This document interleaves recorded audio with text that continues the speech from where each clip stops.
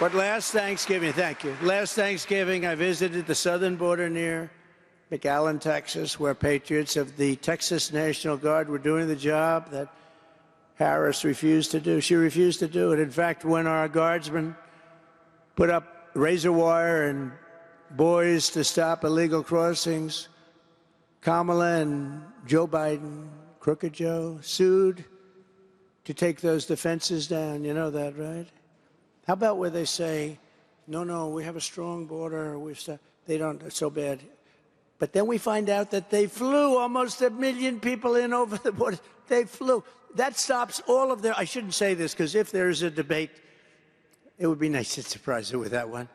They flew. They have an answer to everything. Well, we decided, look, they flew almost 1 million people into our country. Our country can't handle it. No country can handle it. Our country's going to go bankrupt.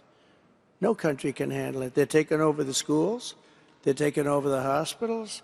They're taking over everything. And they're getting jobs that were taken by other people that are not too happy. But think of it. They flew almost 1 million people over everything because they were saying about how strong the border. But then they say, well, what about the 1 million people you flew? They have no answer for that one yet, but they'll come up with one. They always have an answer. I want to salute every Guard member who has deployed as part of Operation Lone Star to defend America from her migrant invasion. It's what it is, including those from Texas, Florida, Georgia, Ohio, Idaho, Iowa, Oklahoma, North Dakota, South Dakota, Arkansas, Louisiana, Missouri, or as they say, Missouri. I love Missouri. I love that state. They do say it that way. Never quite understood that, but I say it that way because I won by 25 points, so I say it that way. It's true. Utah, Tennessee, Montana, Nebraska, Indiana, and New Hampshire. Every one of them. I want to thank them all. Thank them all. And do not lose hope, because a few months from now, you're once again going to have a commander-in-chief who defends the sovereign borders of the United States above all else. We have to. And together we'll stop the human traffickers, which are horrible. They traffic in women, mostly, and children, but women mostly. And because of the Internet, it's big business. It's big business. Going to be bigger than the drug business, they think. The Internet has caused a problem. You think of it almost as an ancient crime, right? Human trafficking. Who would imagine? But because of the Internet, it's a big business. And we had it down to the smallest number in 42 years, and now they come along and it's going at a level. They stuff women into the back of cars, and they stuff them into trunks and bring them around and make a lot of money, and we allow it to happen. We'll defeat the child smugglers. We'll crush the cartels. And on day one, I will begin the largest deportation operation in the history of our country, because we have to get the criminals from jails. They're releasing their prisoners into our country. They're releasing their guard. You got to see MS-13, the worst gangs in the world, MS-13.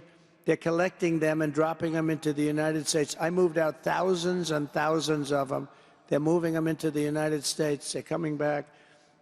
They're taking their drug dealers, their criminals, their murderers.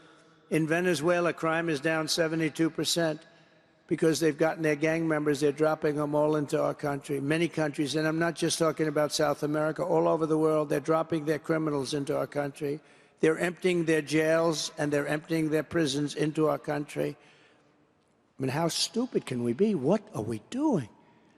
And we're going to have a crime wave the likes of which you haven't seen. You see it every day now in paper where a person from such and such a country is, is violent, like at levels that nobody's ever seen before. You don't have to hear it, but at levels that nobody's ever seen before.